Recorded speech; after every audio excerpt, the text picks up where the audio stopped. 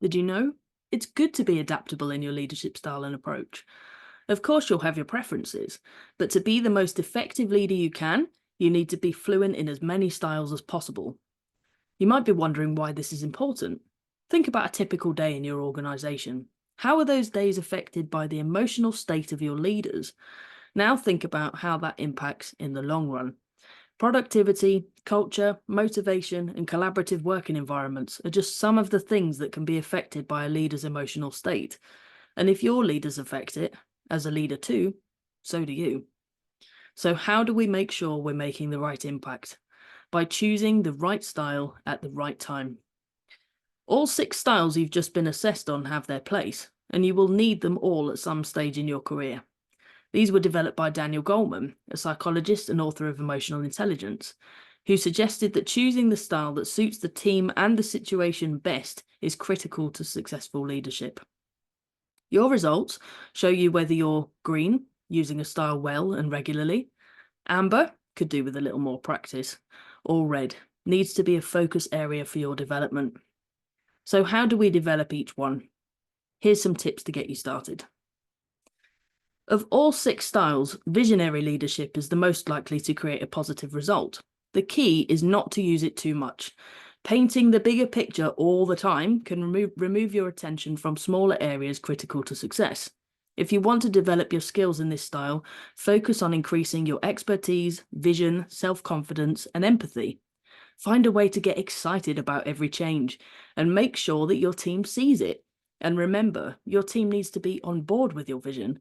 So working on your communication and presentation skills will help you achieve this. Coaching and mentoring are necessary skills for any leader, and you'll use the coaching style when you have an individual who wants to develop longer-term skills or is lacking a direction in their role.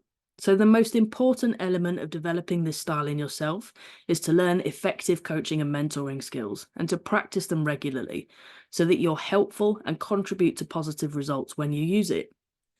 But another crucial element is to keep in touch with your team's needs by getting to know them, understanding who they are, what they want, and recognizing the signs they show when they need support from you.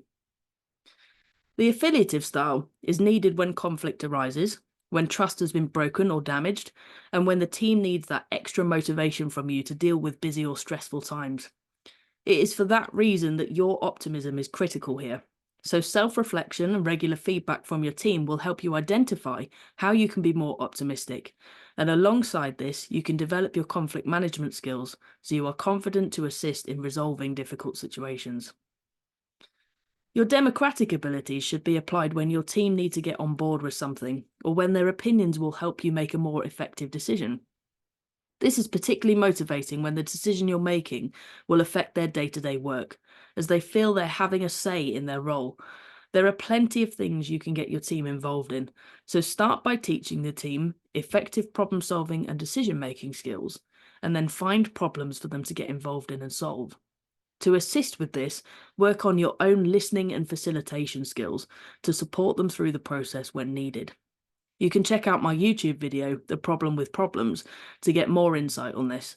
Just search Laura the Leaders Coach on YouTube and locate the video on my channel.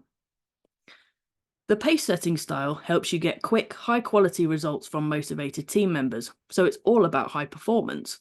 You can use your coaching skills here to engage in high performance coaching and make sure you train them to a high standard so they're capable of achieving what you asked of them.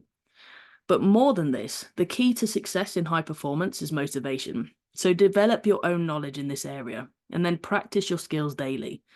Once again, I've done a video about this. Head to my YouTube channel and find the video entitled How to Motivate Your Team. The coercive style should be used sparingly to deal with crisis, fast-paced change, or problem team members. But despite its limited use, you'll need to be confident in executing it when you do. This is a style many people feel uncomfortable using, so building your confidence is key to your success.